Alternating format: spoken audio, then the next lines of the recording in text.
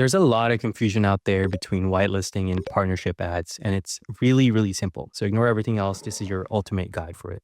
There are 4 types of whitelisting strategy: account level partnerships, content level partnerships, creator page whitelisting, and shadow page whitelisting. And no, boosting posts is not a whitelisting strategy. So if you're not using any of these 4, I can guarantee you that you're paying more than you need to acquire a new customer. In this video, I'm going to walk you through when should you use one over the other and how to set it up the right way as a brand and also as a creator.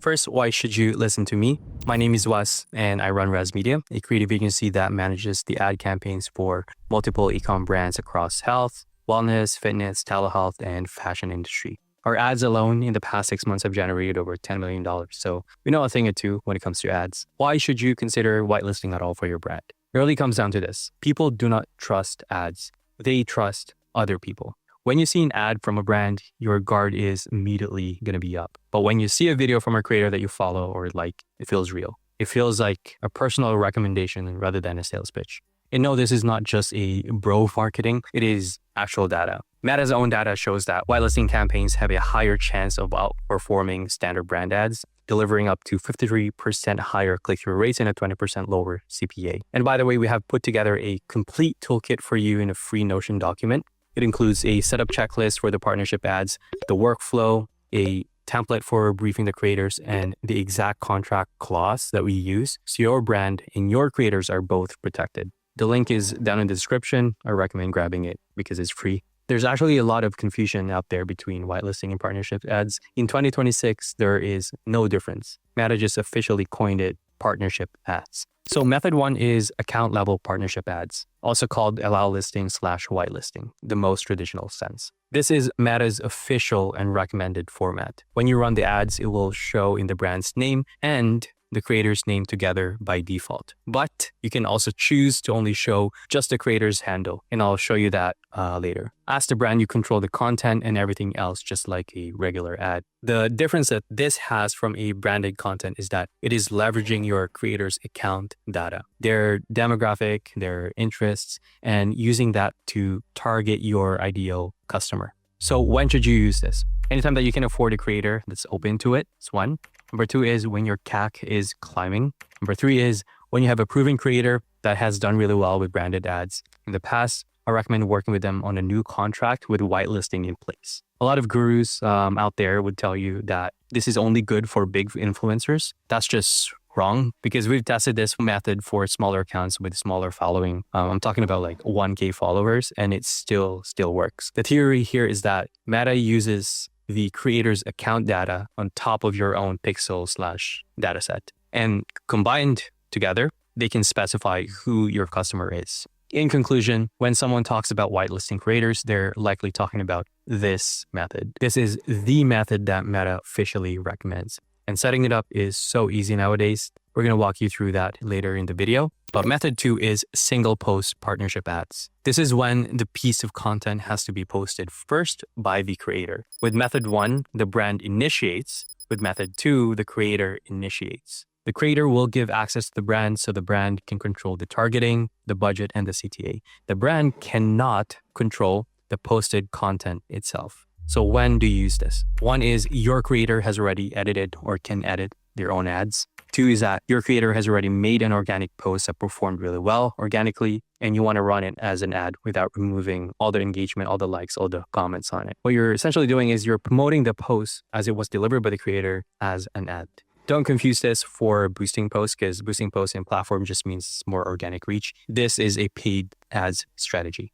Method 3 is page whitelisting / allow listing for creators. This is the most traditional method of whitelisting. You use the creator's Facebook page and accounts to run your ads through. This method doesn't have as much flexibility as the other one. It doesn't allow you to show 2 account handles at the top of the ad. Run the ads through the creator's public Facebook page if your creator already has a page. This method doesn't have a lot of flexibility as the method 1. What you're doing here is you're running your ad through somebody's Facebook page. If your creator has a page and they have a page that's specifically catering to your audience, then use this method.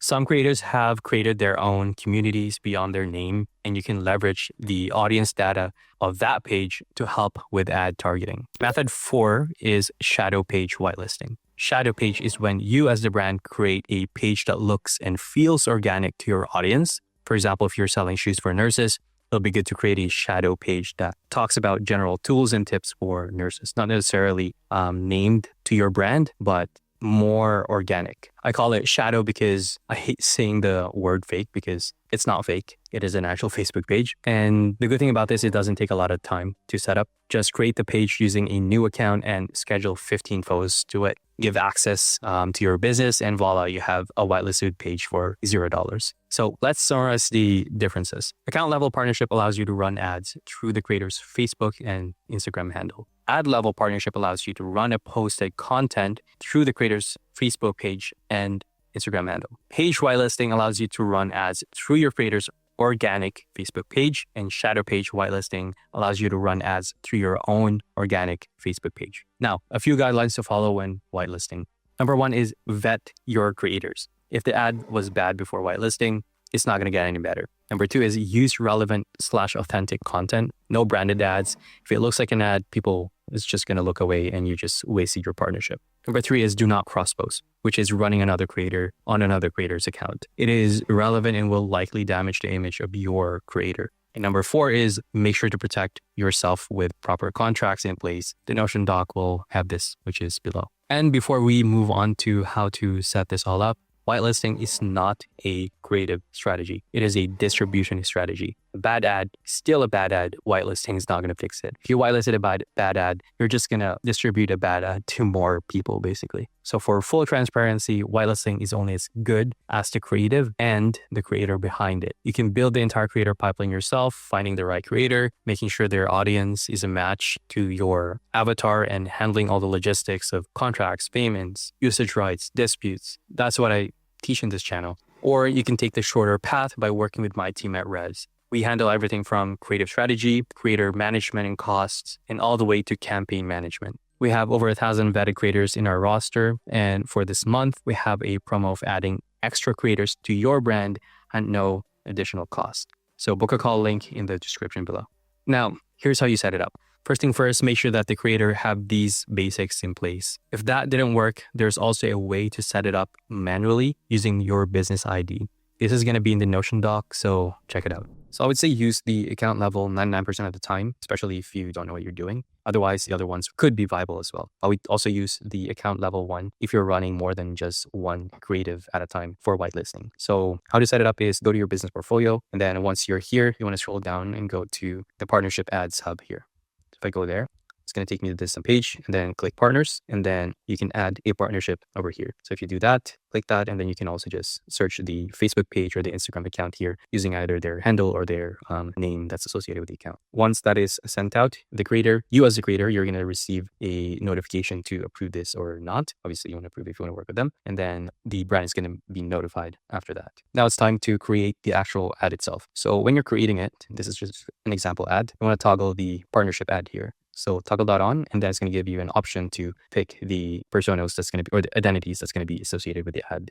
So let's do that. So here I have the option to select the creator assets, and I can pick just a random one here. Now it is important to put the creator's name first before your own. That way it'll attract more of the people that is associated with their account versus yours, because that's the reason why you're working with a creator at the first place. Now you have the options to change the identities to display in the header here. This is what I mean by being able to only use one identity or having to show both of them. I recommend using the dynamic one because it's really dependent on your ad account. In our experience, it's always the two ones that shows better results, but it could be different for your ad account. So I would test it with dynamic identity. And then once that's done, then everything just runs like a regular creative. So just put everything as you would put in a regular ad. Now we're going to do it for the content level, which means that it is the creator first who has to approve the creative, and then they're going to give the code to the brand. So here's how you do it. Once you create the ad slot, you want to toggle the partnership ad again. And then on the option here, you have enter ad code or post info. So if you click this, you're going to be prompted to either have the post ID or the URL of the actual post itself. And so this is going to be given to you by the creator, or you can also pull it from their account if it's already posted. So this is an example of what it looks like if I pull the URL from my personal post here. So I just put it here, and then I have the option to have a collaboration with a different creator. So let me do that. Now, when you open this Facebook page identity here, you will only have the options that are available to you based on who are the people that you tagged in the actual post. So if the brand on the creators, and if they haven't tagged the brand that they're working with, then there's no way to run it as a partnership ad. And then you get to choose the option, the identities. You want to show both identities or the creator's identity only. And obviously you want to pick the dynamic one. Then you can just set it up as a regular ad. Just so you don't get confused when it comes to account level and the ad level. On the back end, the setup looks a little bit different, but on the front end, delivery of the actual creative itself is the same. So essentially what you're doing is that for the account level, you're prioritizing the future where you're going to have multiple ads that are going to be running with the creator, as opposed to just one post from the creator that you're sponsoring as an ad. Now, what I'm going to show you is the traditional whitelisting method, which we'll call page whitelisting. For this method to work, the creator themselves has to have a business portfolio set up. And so there's a lot of tutorials out there on how to set that up. So make sure your creator has that before connecting anything else, because otherwise nothing's going to work here. For this method, you want business level access to the creator. So what you're doing is you're kind of acting like almost like an agency where you're getting their business portfolio on Meta and then connecting it to yours. So you're going to be running the creatives, but on their page directly. So there's not going to be any visual that says they are partnered with a brand. It'll just automatically show as their own ads, as if it's, their own creatives. So you can request the creator's business account by going to your business portfolio and then going down to the pages section here on the dot. All the way to the right here where it says add, click the drop down and then request shared access to a Facebook page. And then you'll put the page name, or if you have the exact URL, you can just put it here. Once you've put in the URL, you have the option to choose the access. Really, the most important part here is the ads here. As a creator, you're going to get a request from Meta under their name, and then you're just going to have to approve it. Once you have access to their Facebook page, you just go to your ad and just set it up. Don't turn on the partnership ad over here, because that's then just going to turn it into the modern version. What you want to do is under the Facebook page here, you just change the account to whichever you want to run it on. So you will have the option to run it on their Facebook page and also an Instagram account if there's one that's connected to. For some reason, you cannot choose Instagram first or Threads first and then not choose Facebook. You have to run it first on a Facebook page before being able to run it on the other platforms. So Facebook page is the number one that you should have access to once you're good to go with whitelisting. Now let's talk about shadow pages in Facebook. So what this is we're going to be creating a Facebook page that's organic, and then we're going to be running an ad through it. So to give you an example, this is the organic page here. And if we scroll down through it, it looks like just, every other organic Facebook page out there. It doesn't have a lot of engagement, but that's because this is mainly for running ads through. So the company that owns this is Comfort Ortho Shoes here, Comfort Wear. So when they're running the creatives, they actually have it connected to this account, same thing as you would connect it to a creator account. And then it would just look like this creative here. So it is delivered under the Nurse Finds Facebook page, and it's still leading into the call to action to the landing page on the account. So if I click the call to action here, it goes into the actual landing page that they're testing. Set it up the same way as you would a creator page. Request access, you put your Facebook page here, and then once you have the ad account access, then you just run the creatives directly to that account on that Facebook page account. It's also good to set up your Instagram account for that shadow page, but it's not a necessity. All Facebook pages, all you need. Now, what happens if for some reason Meta just decides that it's not your day and you can't set it up? I have a guide here that goes through the manual setup for the creator and also for the brand. So this is the same as you would set up a partnership in the business portfolio. So this is going to be available in the Notion free template that we're going to be giving out. It has a creator briefing template over here. It also has the strategy reference table, when to use account level, partnership, content level, creator page, or shadow pages, and also the example of the contract clause that we use in Res. So you can also apply it for your brand, because the last thing you want is, both parties not being happy with the partnership. You want to make sure that all of that is taken care of before you even engage with each party. Now, let's talk contracts. Before I begin, just remember that this is a highly dependent on the creator and in the industry. Telehealth brands, health and wellness industry, which is, what we handle at Res mostly, is more expensive than the other industries. Whitelisting a creator's account usually is done on a monthly flat fee.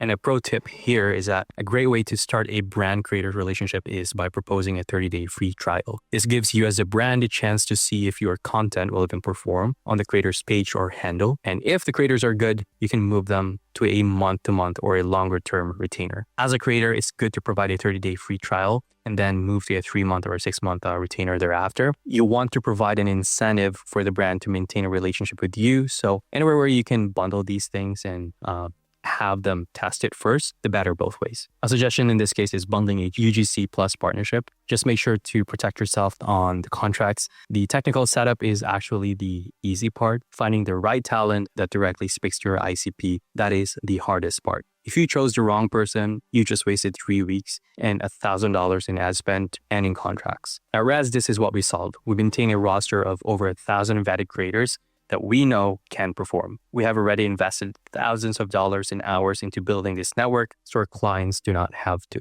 Link in the description where you can get in touch.